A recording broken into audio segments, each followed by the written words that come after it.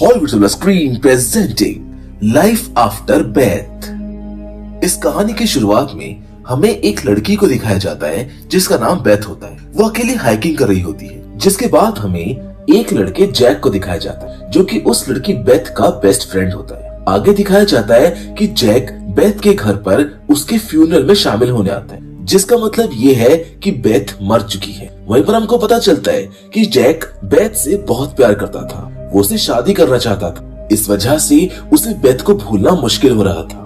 वो बेथ की यादों में खोया रहता था और हर वक्त उसी के बारे में सोचता रहता था। साथ ही उसकी याद आने पर जैक बेथ के घर चला जाता था ताकि उसे कुछ सुकून मिल सके। एक दिन जैक बेथ के पेरेंट्स से मिलने के लिए उनके घर जाता है। वहाँ पर वो देखता है कि उनकी मेड सर्वेंट्स घर छोड़कर जा रही हैं और बेथ के फादर उसे रोकने की कोशिश कर रहे हैं, लेकिन मेड उनकी बात सुने बिना ही चली जाती है और बेथ के फादर जैक को अंदर ले जाते हैं। दोनों बेथ के बारे में बात करते हैं। जैक उनको बताता है कि बेथ के साथ उसके रिलेशनशिप में कुछ इश्यूज चल रहे थे, जिसके बाद वो दोनों चेस खेलते, लेकिन जैक का ध्यान गेम में नहीं लगता है और खेल खत्म करने के बाद जैक अपने घर लौट जाता है। जाने से पहले बेथ की माँ उसे बेथ का एक स्कार्फ दे देती है। उसके बाद जैक रोज बेथ के घर जाने लगता है और अपना ज्यादातर वक्त उसके पेरेंट्स के साथ बिताता है, लेकिन जैक के पेरेंट्स को ये बिल्कुल भी पसंद नहीं आता है क्योंकि जैक बेथ को भूल नहीं पा रहा था। हर वक्त वो बेथ के बारे में ही सोचता था। बेथ उसकी आदत बन चुकी थी। एक दिन जैक जब बेथ के पेरेंट्स के घर जाता है तो उसे अंदर से अजीब सी आवाजें सुनाई देती हैं। उसे कुछ गलत होने का एहसास होता है और वो उनसे दरवाजा खोलने के लिए कहता है, लेकिन अंदर से उसे कोई जवाब नहीं मिलता है। उसके बाद बार बार बोलने पर भी कोई गेट नहीं खुलता है। जैक परेशान हो जाता है और विंडो से अंदर झांकता है, जहाँ पर वो देखता है कि बेथ जिंदा है। उसे उस विंडो से बेथ घर के अंदर नजर आती है। इस नजारे को देखकर जैक शॉक्ड हो जाता है और दोबारा दरवाजा खोलने के लिए कहता है, लेकिन दरवाजा नहीं खुलता। इसी बीच जैक का भाई वहाँ पर आ जाता है जो एक सिक्योरिटी ऑफिसर था।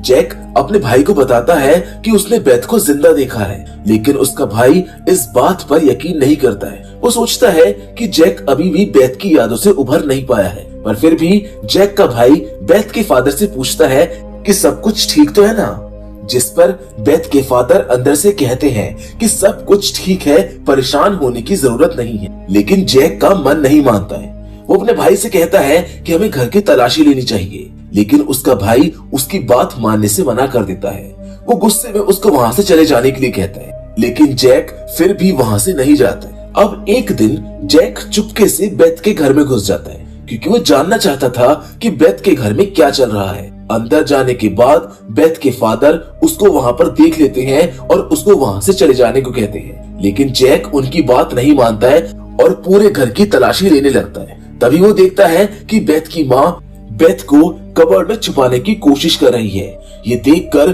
उसको यकीन नहीं आता, लेकिन अब ये बिल्कुल क्लियर हो जाता है कि बेथ जिंदा है। इसीलिए जैक को ये समझ नहीं आता है कि बेथ के पेरेंट्स आखिर ऐसा क्यों कर रहे हैं। और बेथ तो बिल्कुल नॉर्मल लग रही है, जैसे उसे अपने फ्यूनरल के बारे में कुछ पता ही ना हो। वो ऐसे बिहेव कर रही थी जैसे उसकी डेथ हुई ही ना हो। फिर जैक बेथ के फादर से पूछता है कि ये सब क्या हो रहा है, आखिर प्रॉब्लम क्या है, जिस पर बेथ के फादर उसे कुछ भी नहीं बताते। फिर दोनों के बीच इस बात को लेकर बहस हो जाती है और गुस्से में जैक वहाँ से चला जाता है। उसके दिमाग में ये बात चल रही थी कि शायद बेथ ने अपनी मौत का नाटक किया है ताकि वो जैक से दूर जा सके। घर आकर जैक अपने पेरेंट्स को बताता है कि बेथ जिंदा है, लेकिन उसके पेरेंट्स भी उसकी इस बात पर यकीन नहीं करते हैं। अब अगले दिन जैक बेथ की ग्रेव पर जाता है। वहाँ पर उसको बेथ की ग्रेव खुली हुई मिलती है और ग्रेव की कंडीशन देखकर लगता है कि बेथ ने कब्र को तोड़कर बाहर निकलने की कोशिश की है। जैक फिर भी बेथ के फादर से मिलता है और इस बारे में बात करता है और इस बार बेथ के फादर उसको बताते हैं कि उस दिन जब तुम यहाँ से चेस खेल कर गए थे, उसके थोड़ी देर बाद बेथ घर आ गई थी, लेकिन मुझको ये समझ नहीं आया कि वो जिंदा कैसे हो गई।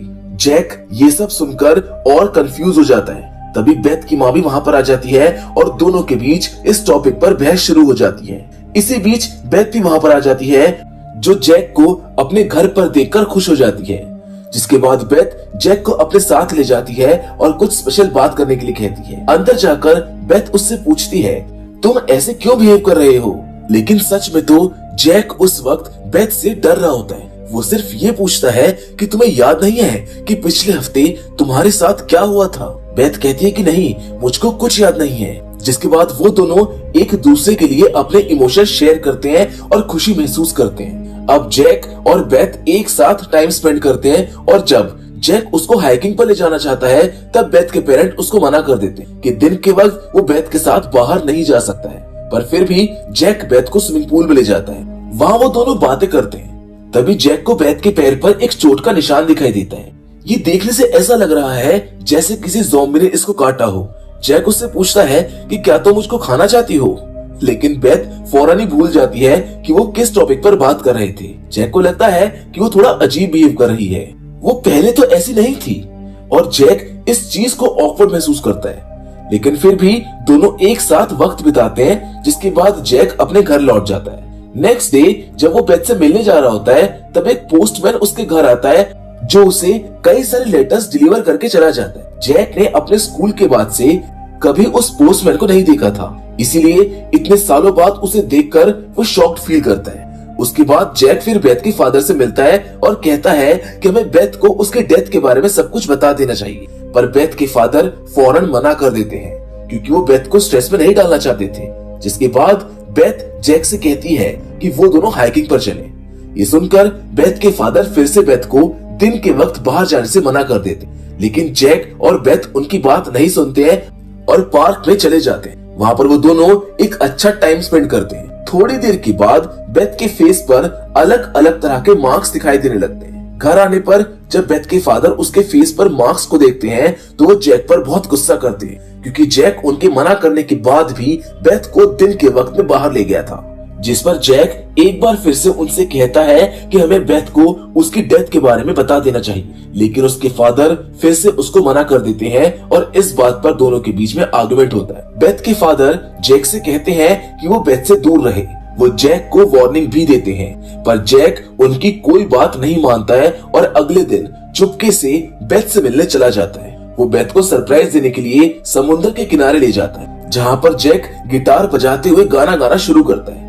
लेकिन बेथ को जैक का गाना पसंद नहीं आता है, जिससे उसका मूड खराब हो जाता है। वो गुस्से में चीजें तोड़ने लगती हैं। फिर अचानक से उसका मूड नॉर्मल हो जाता है। जैक उसको रिलैक्स कराता है, लेकिन बेथ फिर से अग्रेसिव हो जाती है और जैक को धक्का देकर पीछे कर देती है।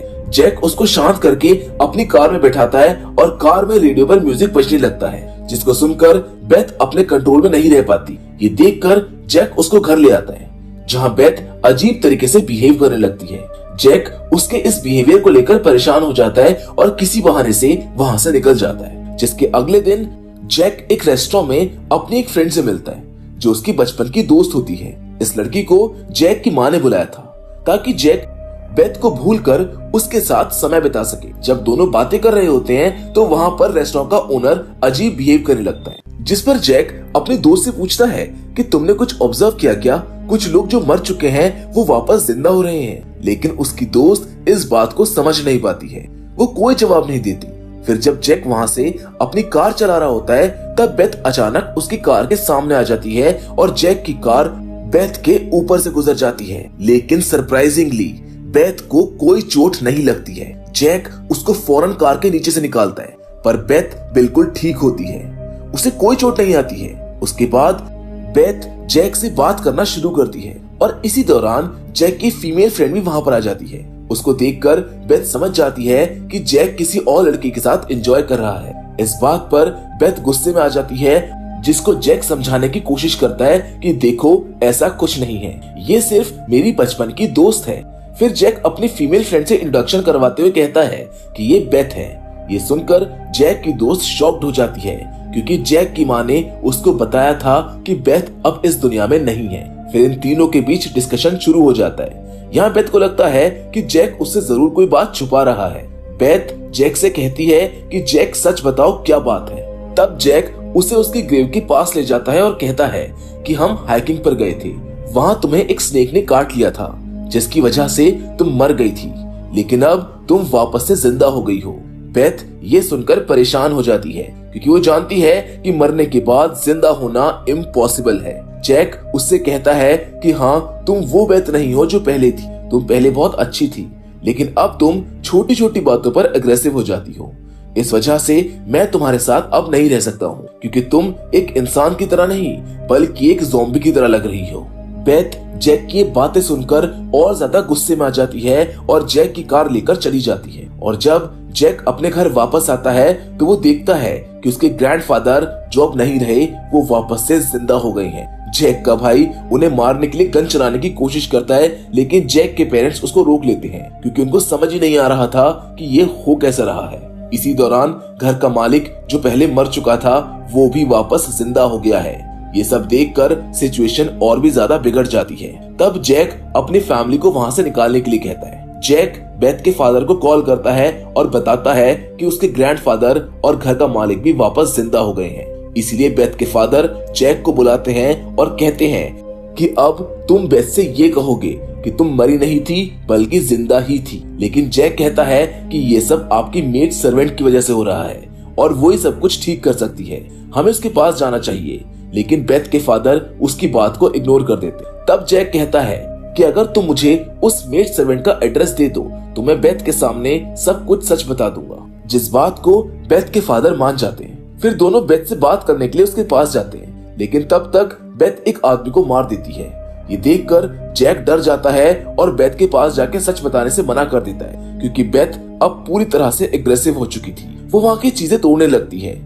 इसके बाद जैक किसी तरह वहां से मेड सर्वेंट का एड्रेस लेकर निकल जाता है, लेकिन बेथ भी उसके पीछे कार में आ जाती है, जिस वजह से जैक को बेथ को अपने साथ ले जाना पड़ता है। और जब वो लोकेशन पर पहुंचते हैं तो जैक बेथ से कहता है कि तुम कार में ही रुको।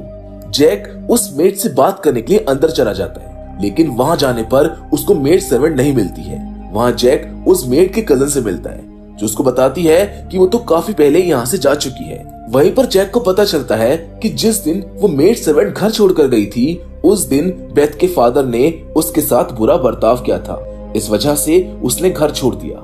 फिर जैक अपनी कार के पास जाता है और उसी दौरान बेथ के फादर भी वहां पर पहुंच जाते हैं। वो बेथ को अपने साथ ले जाने लगते हैं। जैक उन्हें रोकने की कोशिश करता है, पर बेथ के फादर उसकी कोई बात सुनने को तैयार ही नहीं होते, बल्कि उल्टा वो जैक को मारकर बेहोश कर देते हैं और जैक को वहीं छोड़कर बेथ को लेकर चले जाते हैं। अगले दिन जब जैक को होश आता है तो वो अपनी कार लेकर घर वापस जाता है। वहां पर उसको एक ज़ॉम्बी दिखाई देता है जो जैक को देखते ही वहां से भाग जाता है। ये देखकर जैक परेशान हो जाता है और अपने परिवार को ढूंढने लगता है। फिर उसको एक जगह बहुत सारी जली हुई लाशें मिलती हैं। उन्हें देखकर जैक बहुत उदास हो जाता है, क्योंकि उसको ऐसा लगता है कि वो उसके परिवार के लोग हैं जो ज़ॉम्बी का शिकार हो गए। थोड़ी देर के बाद जैक अपनी जरूरी चीजें लेकर बेथ के घर पहुंचता है। वहां उसे बेथ के फादर की कार में खून के निशान दिखाई देते। फिर वो अंदर जाता है और देखता है कि बेथ और उसकी माँ घर के अंदर है और बेथ माइक्रोवेव के साथ बंधी हुई है और बेथ की माँ उसे अपने हाथ काट कर खिला रही होती है। ये देखकर